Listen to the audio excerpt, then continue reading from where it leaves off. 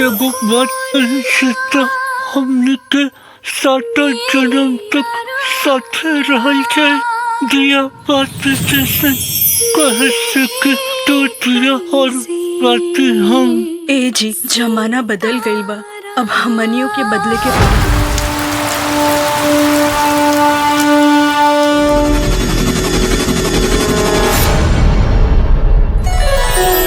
हम उहे लोग के औलाद हैं।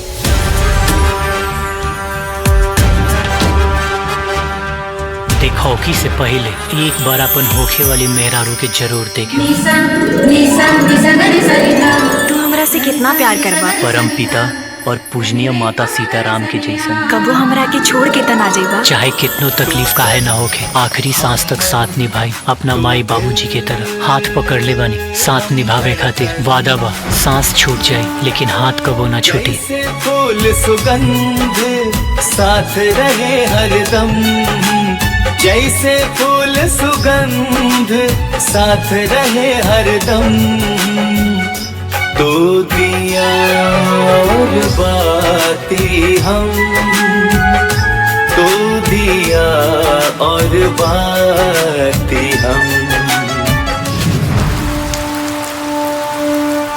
हम सोचली कि रउआ से बियाह करके महारानी बन के रहो, पर सीता के लवकुश हो गई। हमरा से पहले हमार सब सपना अधूरा रह गई, हमार सब मकसद पर पानी फिर गई।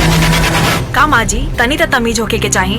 बेटा पदो के कमरा में दाखिल होके से पहले दरवाजा तक खटखटा ली। वसुधा अब तू माई के तमीज सिखाइबू। ये सब राम और सीता के वजह से होता दीदी। ओखनी के तो करोड़पति बन जाइए सब, और हमनी के एगो रोटी के भी लाला पड़ जाये। तू चिंता मत कर दीदी, जवन खून के आंसू हमनी के रोवता निसन, उहे खून के आंसू राम सीता के ना रुआवनी तो हमरो नाम नीतू ना।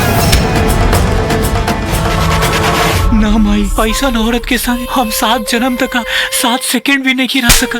पिता से ही सुख संपदा, माँ से ही संस्कार। अरे जौना घर में ही ना होला वो घर होला बेकार। ना बेटा, जब अग्नि के 7 फेरा पति पत्नी लेला तो 7 वचन में से एक वचन 7 जन्म तक साथ निभावे के होला।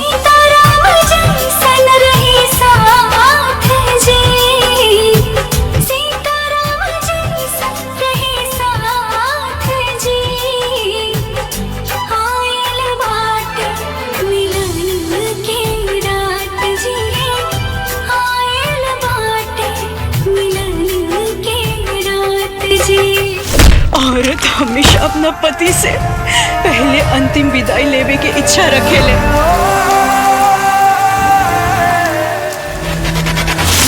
ये हमार सुहाग हवन, हमार आत्मसम्मान, हमार आत्मसम्मान के चोट पहुँचौलस तो दूर। आँख उठा के भी देख लेना तो ओकर आँख नोच ले।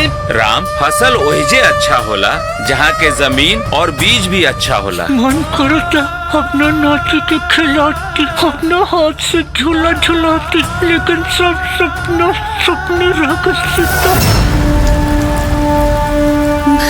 हमनी तो महतारी बाप है सन, रिश्ता में कबो दरार ना आवे देवे के चाहिए। काहे कि दरार भरे में जिंदगी छोट पड़ जाला।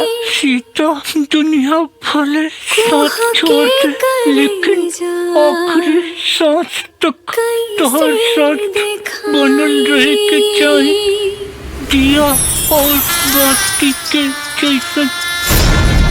ये सब तारा वजह से भइल बा। आज अगर राम और सीता के कुछ हो गई लो तो ते भी ना बचबे।